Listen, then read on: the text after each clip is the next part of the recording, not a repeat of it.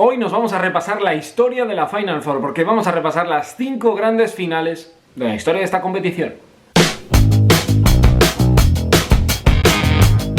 Muy buenas y bienvenidos a mi canal. Hablemos de básquet, hablemos de Euroliga y hablemos de la historia de la Final Four.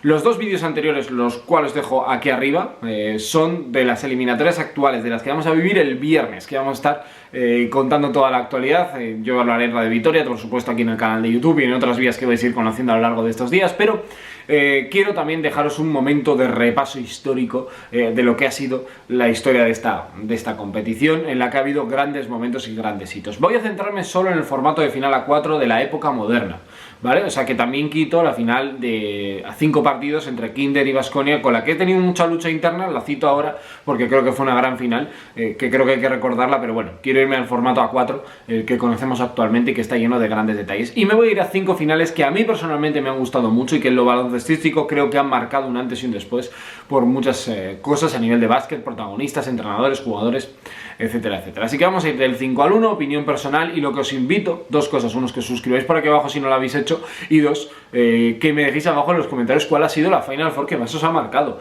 por lo personal, por lo deportivo, por un jugador que idolatrabais, por algo, una derrota que os marcó mucho de vuestro equipo favorito. Lo importante es generar un buen debate aquí abajo en la comunidad, como estamos haciendo con todos los vídeos, que la verdad que estoy súper contento con la acogida que están teniendo. Así que vamos a repasar ese top 5, empezando por el año en el que ganó el Barcelona, el año 2010. Aún ya pensaba que era el año 2003, pero no, me voy al año 2010, que creo que fue el año perfecto para el Barça, aunque perdió luego la final de la Liga CB, pero en la Final Four o en la Euroliga en general demostró ser un grandísimo equipo. Creo que fue el Barcelona de Xavi Pascual expresado en la máxima potencia, ¿no?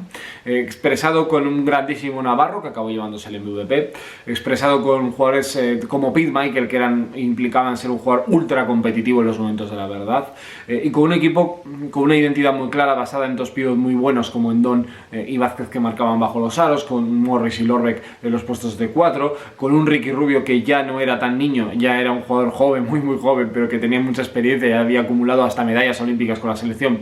Y era un jugador diferencial desde el apartado defensivo, un veterano como Lakovic, jugadores de este estilo que determinaban todo, y para mí un grandísimo entrenador que además entendía mucho la idiosincrasia del club. Consiguió el título ante un equipo como Olympiacos, que estaba plagado de estrellas.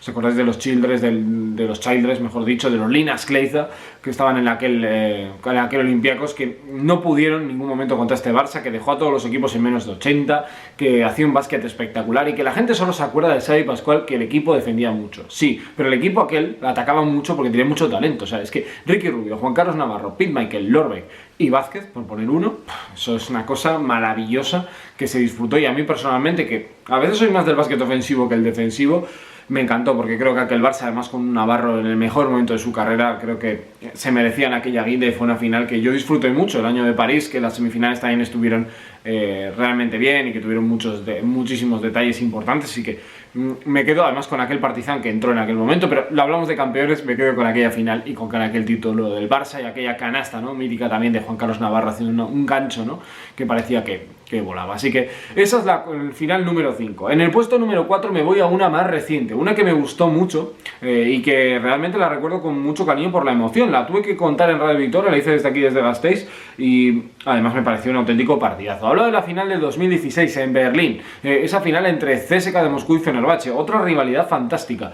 Itudis contra Zelko Obradović, la primera gran final para Dimitris Itudis con CSKA de Moscú, que acabó consiguiendo el título, pero madre mía si le costó al equipo de Itudis, que encontró en un palmeo en el último segundo, antes de acabar el tiempo reglamentario de Kriapa, los últimos instantes, la opción de irse a la prórroga y conseguir ese título. Ahí hubo muchos momentos, los fallos a los tiros libres de Vesely, la aparición de De Colo, que fue MVP de temporada regular y de la Final Four, un Teodosic que se equivocó a más no poder y que casi se carga el título para los rusos, y sobre todo el inicio de un proyecto, aquel de Fenerbahce, que ganó en la prórroga a Baskonia en la semifinal y que perdió en la prórroga contra CSKA, que demostraba que iba a hacer cosas muy grandes, como demostró el año siguiente llevándose el título en su casa. Así que fue un inicio de un poco de la hegemonía que hemos visto ahora junto al Real Madrid, un poco el apagón ya de Olympiacos, aunque luego apareció en una final el año siguiente, pero me gustó mucho, y aquí sobre todo la mano aquella volando mundo de Kriapa, la recuerdo perfectamente, que fue trepidante, lo que disfrutamos con una liga en un nivel altísimo, muchos jugadores de mucho talento, estaba Datome también ya en aquellos años, Vesely,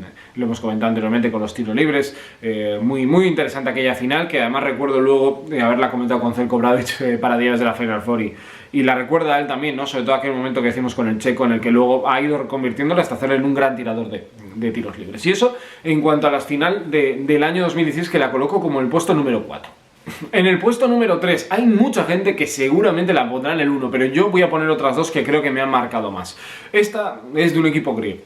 Nos vamos al año 2012, viajamos a la Final Four en la que Príntesis se vistió del dios del baloncesto para meter aquel gancho o tiro raro que él tiene para llevar a Olympiacos a conseguir su título de la Euroliga. Ante el CSKA todopoderoso, ante el equipo que tenía a Kirilenko como jugador estrella y una plena de jugadores extraordinarios, ante un equipo que no tenía mucho talento, pero que tenía un gran Vasilis Spanoulis y un imperial Príntesis. Y además un juego que era el primer equipo que planteaba jugar con un pívot muy pequeño, que te generaba muchos cambios a los bloqueos directos y aguantaba, que jugaban a muy pocos puntos, un básquet muy especial, muy particular, que además caló bastante hondo en los últimos siguientes años en la Euroliga, pero que ellos llevaron a la perfección. Tenía que estar, ¿no? Aquella remontada fantástica en la que prácticamente perdían de más de 20 y fueron capaces de voltear con aquel tiro extraordinario que todo el mundo recordará, y os dejaré la imagen sobreimpresionada de Georgios Príntesis, que le dio la victoria. Nada más que añadir, simplemente que fue uno de los grandes momentos de la historia de la Euroliga, que había que recordarlo y que mucha gente le tiene mucho cariño, porque igual es más joven, lo vivió ahí, pero que los que son un poco más veteranos yo creo que van a estar de acuerdo conmigo con las otras dos finales que quiero destacar y que quiero comentar aquí. La primera de ellas, vamos a viajar 3 años atrás en el tiempo, nos vamos a ir al año 2009 para recordar lo que fue el año 2009 con aquel título de Panathinaikos, en la que mucha gente cataloga a esa Final Four en general, no solo a la final, como la mejor Final Four de la historia de la Euroliga.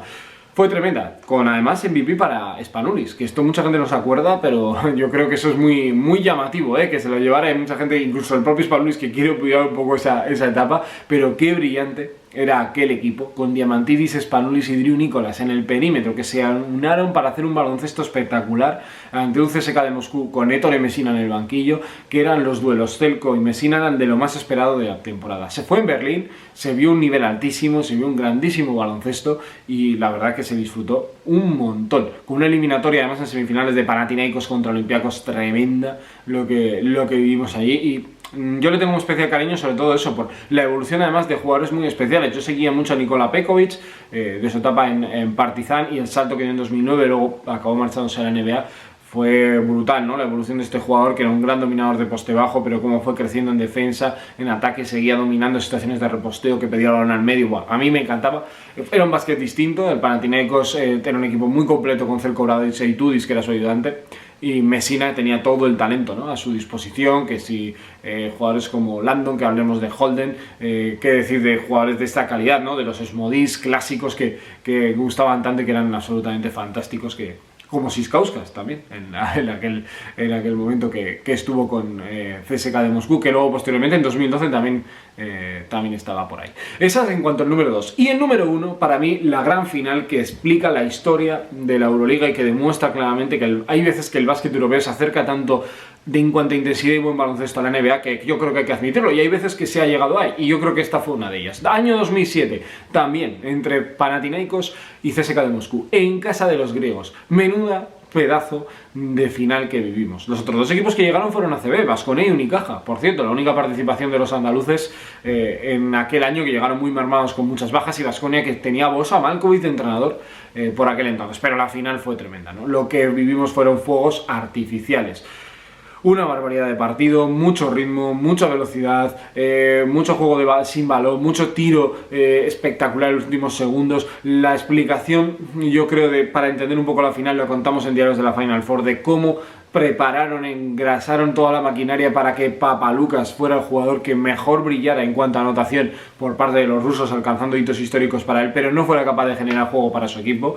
Fijaros hasta qué punto llega la mente de estos genios, ¿no?, de los banquillos, como pueden ser Obradović e Itudis, y que vimos un baloncesto de altísimo nivel y que se acabó llevando Zelko Obradović una vez más llevándose el título de la Euroliga en su casa, donde estaba, por ejemplo, también Dejan Tomasevic, del que os comentaba que había escrito también un artículo, ¿no? en el Gigantes del Básquet, y que la verdad que también nos contaban días de la Final Four la emoción que se sentía por todo lo que se habían sufrido y por todo lo mal que habían llevado la eliminación del año anterior con el Bacazo. Pero centrándonos en la final, la verdad que fue de las más bellas, y la gente que estuvo allí, que lo vivió in situ, que te da todavía un valor doble, te dice que aquello fue espectacular por el ambiente, por el nivel de juego, por la igualdad hasta los instantes finales. Bueno, lo tuvo absolutamente todo. Así que con esas 5 finales me quedo. ¿Con cuáles os quedáis vosotros? Bueno, muy sencillo, abajo en los comentarios me dejáis vuestra opinión.